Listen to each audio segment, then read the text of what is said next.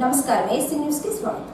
మార్చి 10వ తేదీన జరిగే సిద్ధం సభకు సంబంధించి అన్ని రకాల ఏర్పాట్లు చేస్తున్నారని, సభకు 10 నుంచి 15 లక్షల మంది వైఎస్ఆర్సీపీ పార్టీ నాయకులు కార్యకర్తలు తరలి రానున్నారని ఎంపీ విజయసాయిరెడ్డి తెలిపారు. మేదరమెట్ల వద్ద జరిగే సిద్ధం సభకు సంబంధించిన ఏర్పాట్లను గురువారం ఎంపీలు విజయసాయిరెడ్డి, నందిగాం సురేష్, ఎమ్మెల్సీ తలసీల రఘురాం, ఇన్ఛార్జ్ హనుమిరెడ్డి కలిసి పరిశీలించారు. ఏర్పాట్ల గురించి రఘురాంతో చర్చించి పలు సూచనలు ఇచ్చారు. పరిశీలన అనంతరం ఎంపీ విజయసాయిరెడ్డి మీడియాతో మాట్లాడారు. మార్చి 10వ తేదీన జరిగే సిద్ధం సభకు అన్ని రకాల ఏర్పాట్లు జరుగుతున్నాయని, మధ్యాహ్నం నుంచి సభ ప్రారంభమవుతుందన్నారు. సిద్ధం ముగింపు సభకు వేలాది మంది ప్రజలు 5 జిల్లాల నుంచి తరలి రానున్నారని విజయసాయిరెడ్డి చెప్పారు.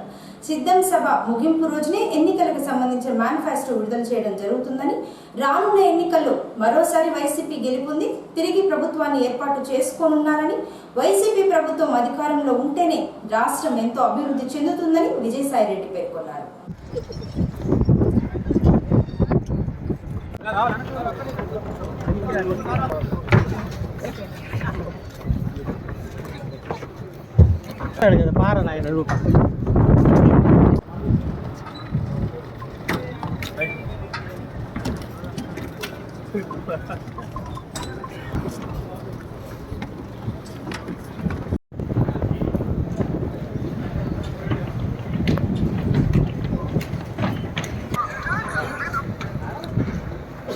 ఎందుకు పక్కన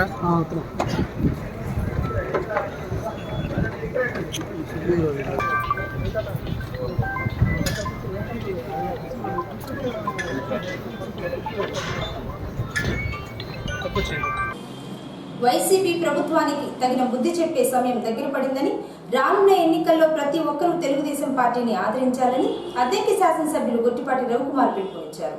బల్లికురువ మండలం ఈర్లకొండలో గురువారం బల్లికురువ మండలం పరిధిలో ఉన్న వివిధ గ్రామాల తెలుగుదేశం పార్టీ నాయకులతో ఎమ్మెల్యే రవికుమార్ సమీక్ష సమావేశాన్ని ఏర్పాటు చేసి గ్రామాలలో రాజకీయ పరిస్థితుల గురించి ఆరా తీసి పలు సూచనలు ఇచ్చారు.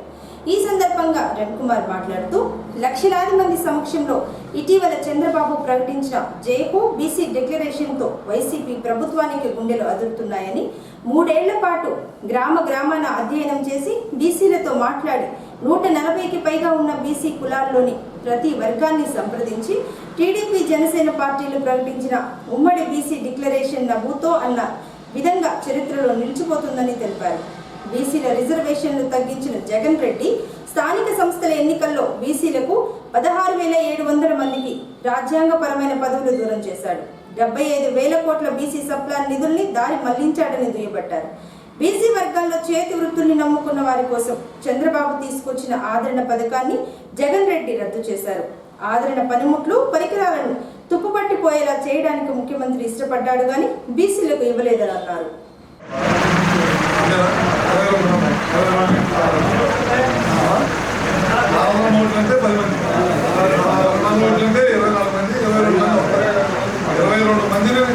పని చేసుకోవాలి.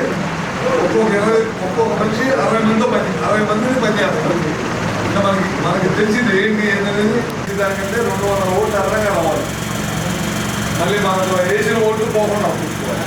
వైఎస్ఆర్ వేసిన పోయినేమో చూసుకోవాలి.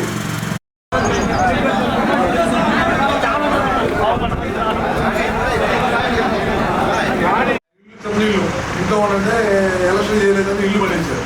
ఆ కోపంతో నేను ఉంటున్నానని తెలుగుదేశం పార్టీ బాగా పనిచేసేవాడు. గట్టి ముందు పనిచేశారు. ఎలక్షన్ చేయబట్టి రాష్ట్ర వ్యాప్తంగా 3 ఎమ్మెల్సీలు గెలిచాం. ఏమో డబ్బులు పెట్టి చేయలేదు, డబ్బులు లేవు, డబ్బులు పెట్టలేదు, అంత పెద్ద ఇంపార్టెన్స్ ఏమీ ఇలా ఎవరో ముగ్గురు వచ్చి మేము ఉంటున్నాం సార్, గట్టి పార్టీకి పనిచేస్తాం. అది చాలా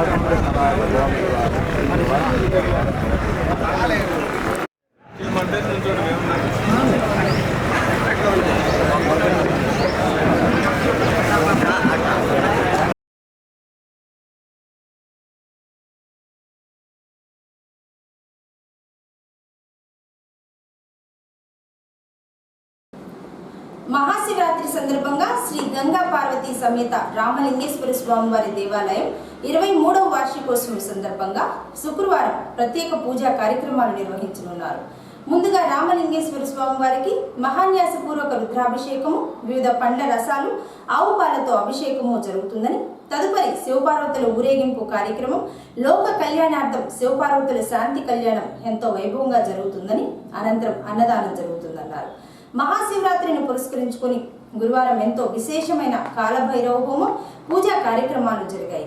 ఈ సందర్భంగా అర్చకులు పవన్ కుమార్ మాట్లాడుతూ అద్దెకి పట్టణంలోని పాత శివాలయంలో మహాశివరాత్రి సందర్భంగా 8వ తేదీన అభిషేకాలు, శాంతి కళ్యాణం, అన్నదానం జరుగుతుందని, అర్ధరాత్రి లింగోద్భవ కాలంలో విశేషంగా అభిషేకాలు జరుగుతుందన్నారు. శనివారం సాయంత్రం 4 గంటల నుంచి ఎంతో పరమ పవిత్రమైనటువంటి స్వామివారి గ్రామోత్సవం జరుగుతుందని, కావున భక్తులందరూ పూజా కార్యక్రమాలలో గ్రామోత్సవంలో పాల్గొని జయప్రదం చేయాలన్నారు. భక్త మహాశయులకు విజ్ఞప్తి. శ్రీ గంగా పార్వతీ సమేత రామలింగేశ్వర స్వామి వారి దేవస్థానం అనగా మన పాత శివాలయంలో శివరాత్రి మహోత్సవాన్ని పురస్కరించుకొని ఈరోజు అనగా 7వ తారీఖు మార్చి నెల ఈరోజు స్వామివారికి విశేషంగా కాలభైరవ హోమం జరుగుతున్నది.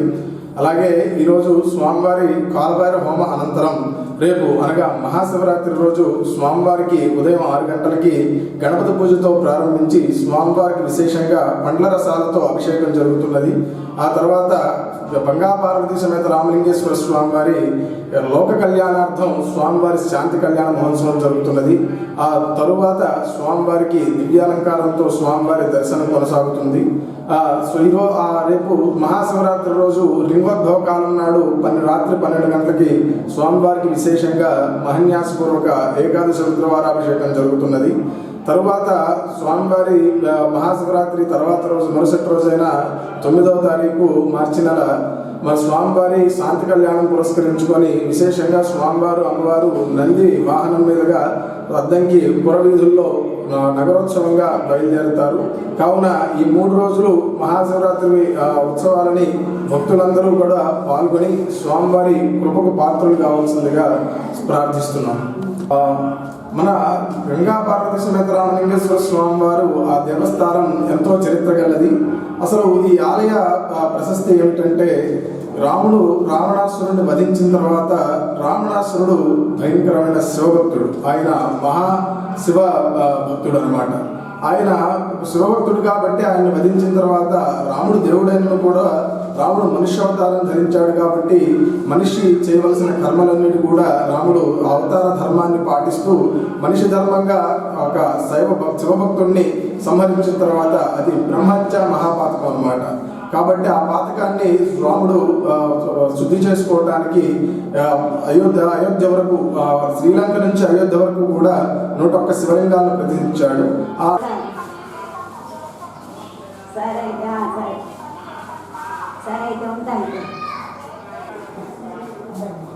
మిగతా వాళ్ళని తీసుకొచ్చారు. మిగతా పంతులు గారు వాళ్ళు బాగుంది.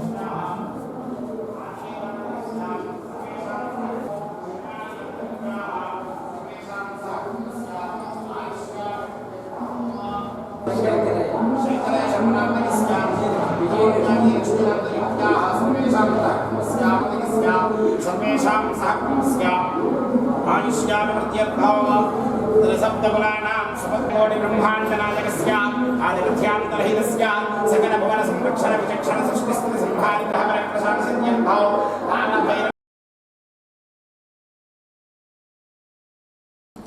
మంత్రి పదవి తనకు ముఖ్యం కాదని, ప్రజలకు ఎల్లప్పుడూ అందుబాటులో ఉండడమే తనకు ముఖ్యమని ఎమ్మెల్యే గొట్టిపాటి రవికుమార్ అన్నారు. మండలంలోని కల్లంవారిపాలెంలో ఎన్టీఆర్ విగ్రహ ఆవిష్కరణలో ఆయన మాట్లాడుతూ వచ్చే ఎన్నికల్లో టీడీపీ 155 సీట్లు సాధిస్తుందని చెప్పారు. టీడీపీని గెలిపిస్తే గ్రామంలో సిమెంట్ రోడ్లు, లింకు రోడ్లు, డ్రైనేజీ సమస్యలు పరిష్కరిస్తానని హామీ ఇచ్చారు. ప్రజలకు ఉపయోగపడే సంక్షేమ పథకాలన్నింటినీ తిరిగి పునరుద్ధరిస్తామని అన్నారు. నియోజకవర్గంలో సాగునీటి సమస్య పరిష్కరిస్తారని హామీ ఇచ్చారు. ప్రతి ఇంటికి సూపర్ 6 పథకాలు వివరించాలని కోరారు. విగ్రహావిష్కరణ కార్యక్రమం జోహార్ ఎన్టీఆర్, జోహార్ ఎన్టీఆర్, అమర్ రహే ఎన్టీఆర్, జోహార్ అన్న ఎన్టీఆర్, జోహార్ అన్న ఎన్టీఆర్. అందరూ మీ చప్పట్లతోటి అన్న విగ్రహావిష్కరణ కార్యక్రమం అందరూ చప్పట్లు పట్టాలి. మీ జరిగే ధ్వనాలు కర్తాల పనులతో అన్న శాసనసభ్యులు గొట్టిపాటి రవికుమార్ గారు మన కలవారిపాలెం గ్రామంలో ఈ సంవత్సరం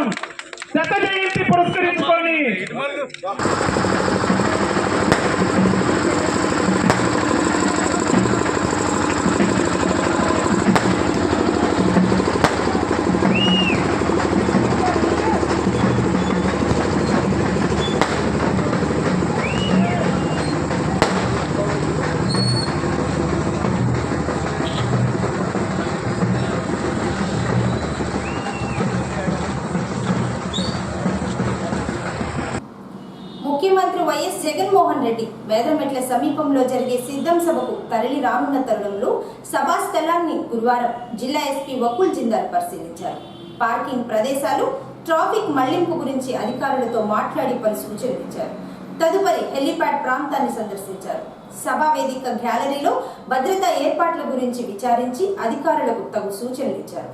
ఈ సందర్భంగా జిల్లా ఎస్పీ వకుల్ జిందాల్ మాట్లాడుతూ మార్చి 10వ తేదీన జరగనున్న సిద్ధం సభకు కావలసిన రక్షణాపరమైన అన్ని జాగ్రత్తలు తీసుకుంటున్నారని, ఇతర శాఖల అధికారులను సమన్వయం చేసుకుంటూ తగిన ఏర్పాట్లు చేస్తున్నామన్నారు.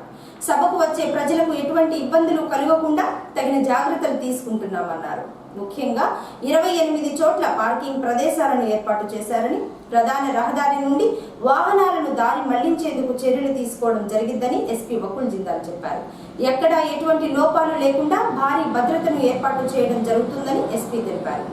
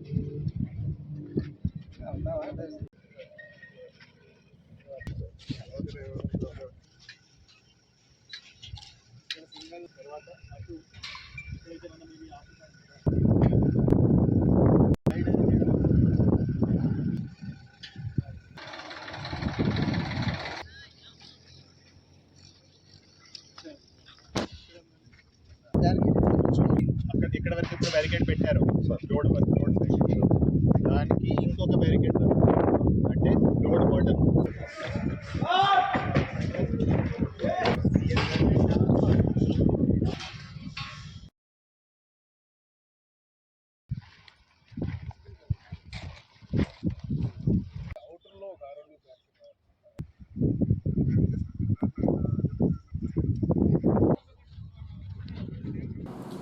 మహాశివరాత్రి సందర్భంగా చిన్న కాశీగా పేరుగాంచిన మణికేశ్వరం మల్లేశ్వర స్వామి వారి దేవస్థానం ముస్తాబైంది. శివరాత్రిని పురస్కరించుకుని మల్లేశ్వర స్వామి వారికి మహాన్యాసపూర్వక రుద్రాభిషేకము, వివిధ రకాల పూజా కార్యక్రమాలు జరుగుతాయన్నారు. ఈ సందర్భంగా దేవస్థానం మాజీ చైర్మన్ ఈదా శ్రీనివాసరెడ్డి మాట్లాడుతూ మహాశివరాత్రిని పురస్కరించుకుని మల్లేశ్వర స్వామి వారి దేవస్థానం ముస్తాబైందని, స్వామివారి దర్శనం కోసం వివిధ గ్రామాల నుంచి భారీ స్థాయిలో ప్రజలు తరలి రానున్నారన్నారు.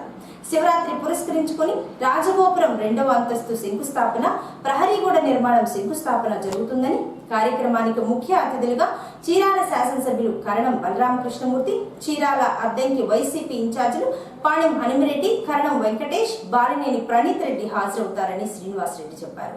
కావున మల్లేశ్వర స్వామివారి భక్తులందరూ పాల్గొని స్వామివారిని దర్శించుకుని తీర్థ ప్రసాదాలు స్వీకరించాలన్నారు.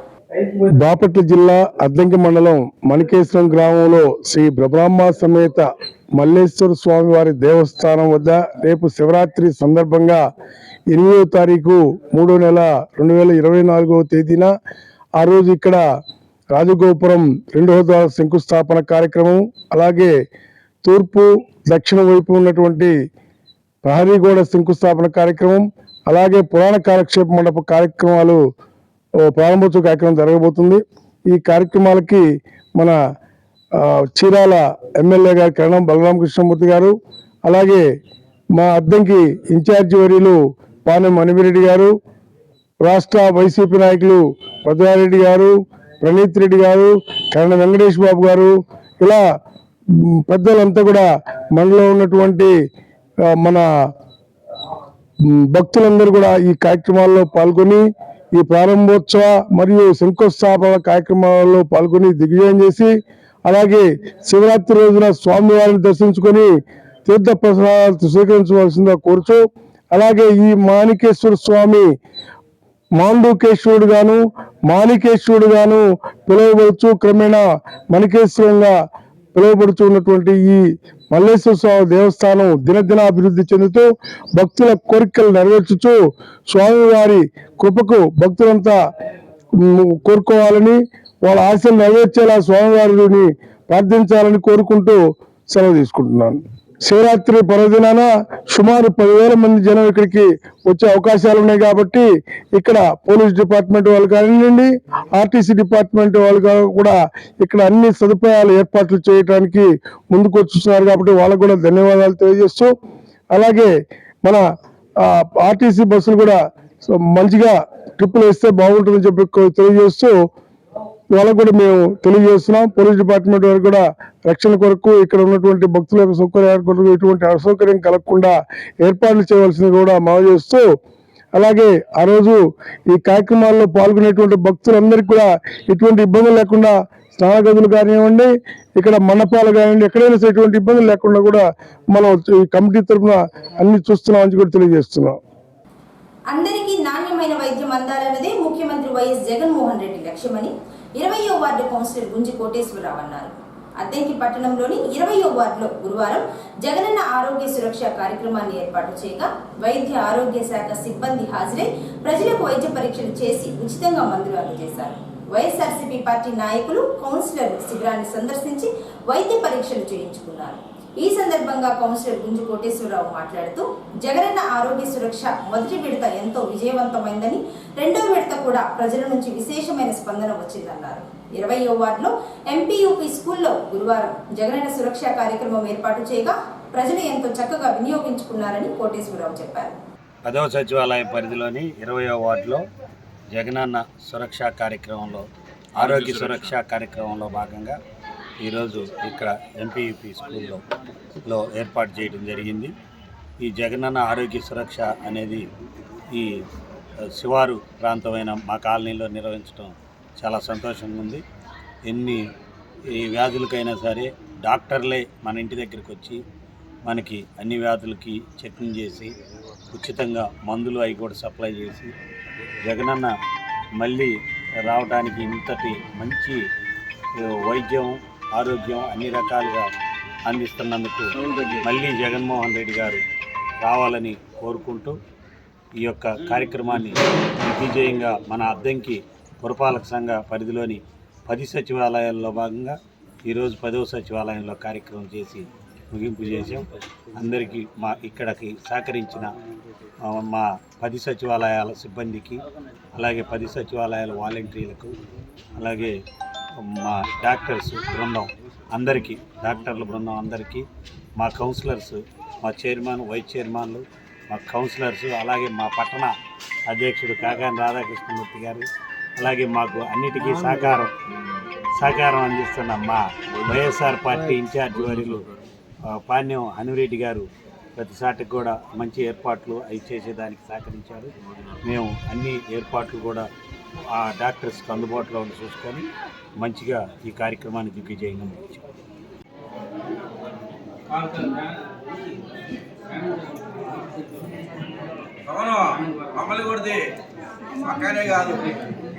కుర్చీ తీస్తున్నాం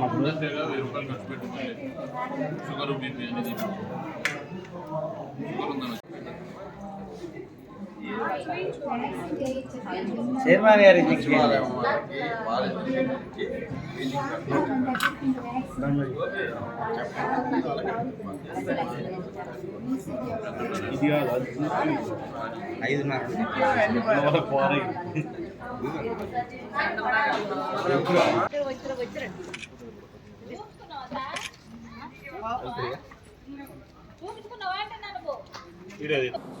ఏసీ న్యూస్ ఇంతటితో సమాప్తం. నమస్కారం.